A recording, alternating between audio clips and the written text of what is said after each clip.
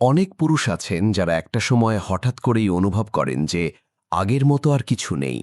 শরীর সাড়া দিচ্ছে না, ইচ্ছা আছে কিন্তু শক্তি নেই। মনে হচ্ছে ভেতর থেকে কিছু একটা কমে গেছে।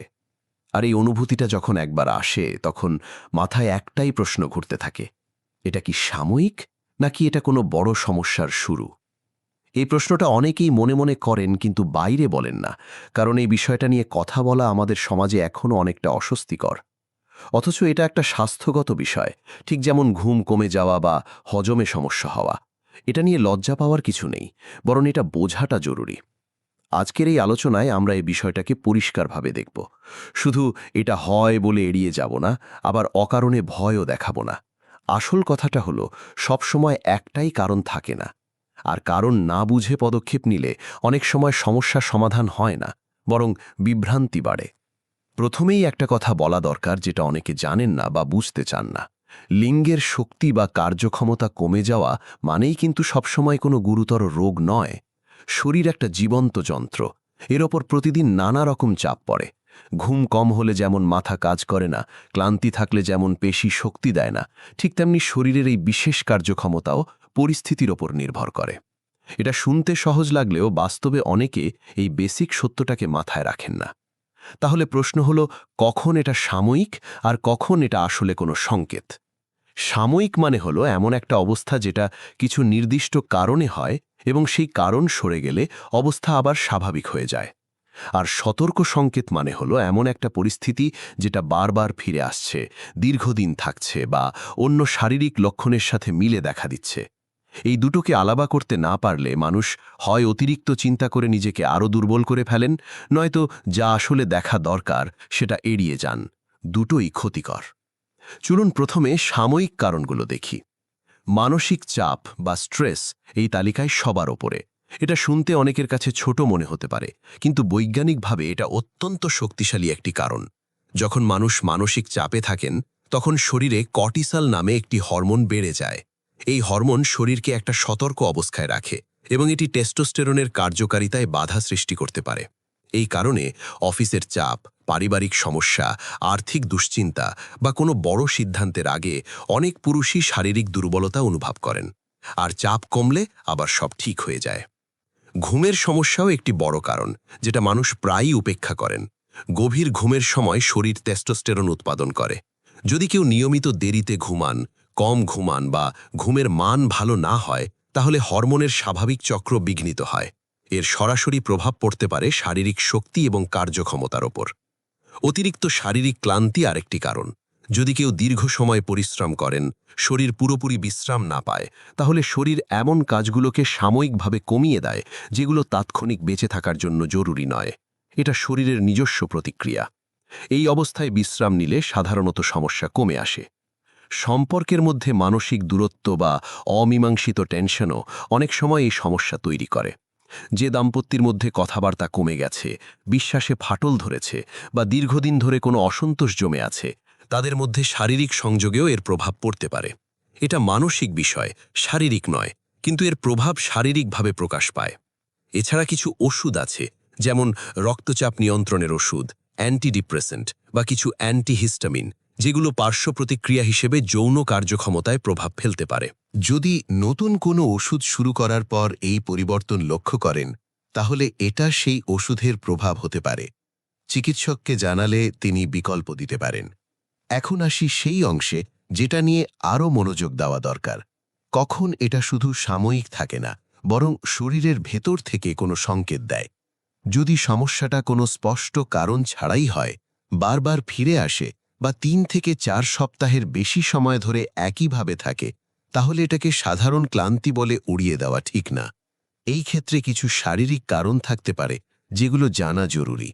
ডায়াবেটিস একটি গুরুত্বপূর্ণ কারণ, যেটা অনেকে জানেন না। রক্তে শর্করার মাত্রা দীর্ঘদিন বেশি থাকলে রক্তনালী এবং স্নায়ু ক্ষতিগ্রস্ত হতে পারে। এই ক্ষতি যৌন কার্যক্ষমতার ওপর সরাসরি প্রভাব ফেলে। অনেক পুরুষ প্রথমে এই সমস্যার মাধ্যমেই বুঝতে পারেন যে তাদের রক্তে শর্করা পরীক্ষা করানো দরকার। উচ্চ রক্তচাপ বা হার্টের সমস্যাও এর সাথে যুক্ত হতে পারে। যৌন কার্যক্ষমতার জন্য রক্ত চলাচল সঠিকভাবে হওয়া দরকার। যদি রক্তনালীতে কোনো সমস্যা থাকে, তাহলে সেটার প্রভাব এই বিশেষ কার্যক্ষমতায়ও পড়তে পারে।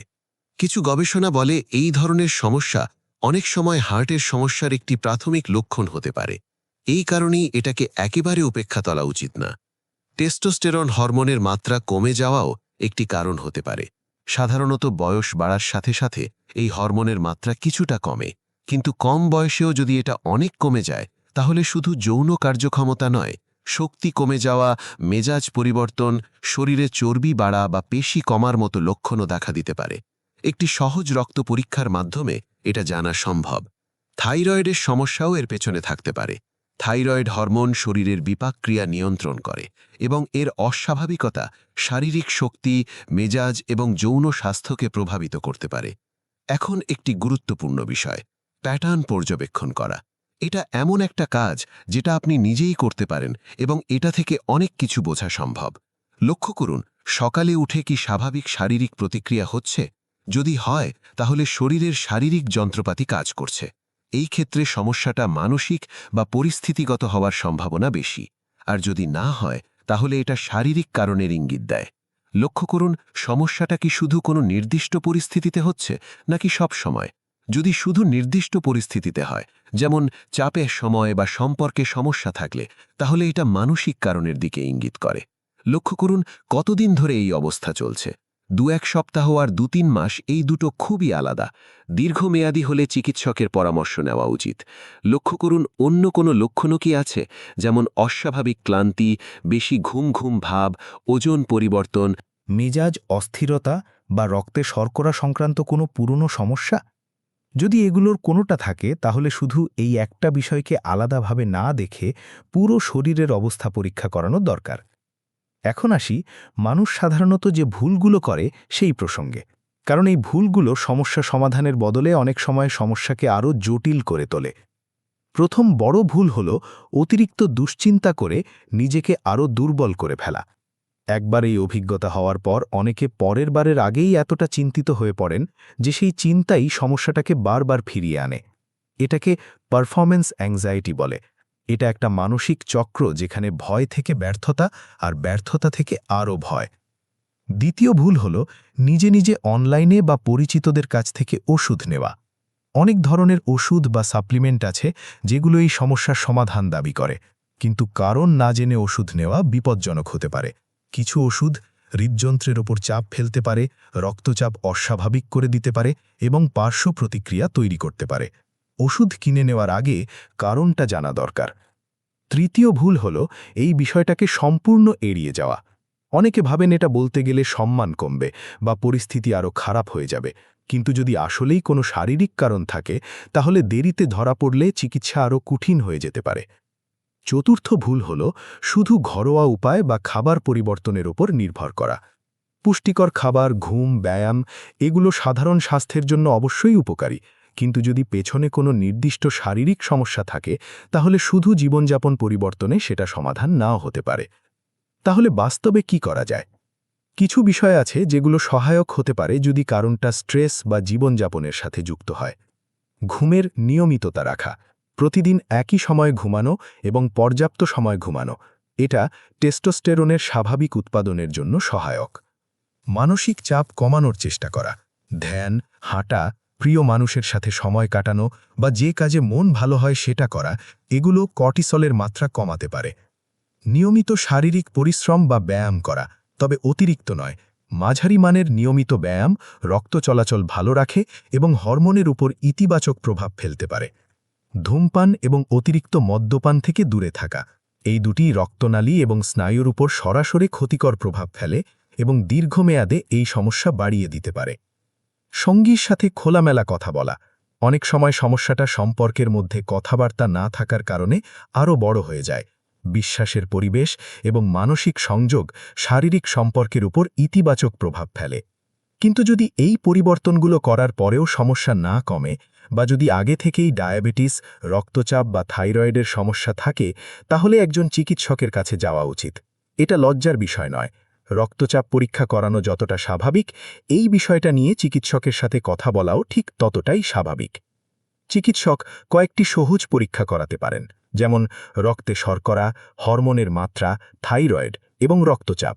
এই পরীক্ষাগুলো থেকে অনেক কিছু বোঝা সম্ভব এবং কারণ জানা গেলে সমাধানও অনেক সহজ হয়ে যায়। পরিশেষে একটা কথাই বলতে চাই, এই সমস্যাটা যদি হয় তাহলে আপনি একা নন।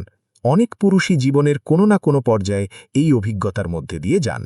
এটা পুরুষত্বের পরিমাপ নয়, এটা শরীরের একটা সংকেত যেটা বোঝা দরকার।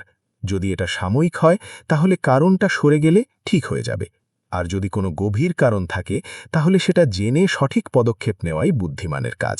নিজেকে দোষ না দিয়ে, অকারণে আতঙ্কিত না হয়ে শান্তভাবে প্যাটার্নটা পর্যবেক্ষণ করুন এবং প্রয়োজনে চিকিৎসকের সাহায্য নিন। শরীরের যত্ন নেওয়া মানেই সচেতন থাকা, আর এই সচেতনতাটাই সবচেয়ে বড় শক্তি।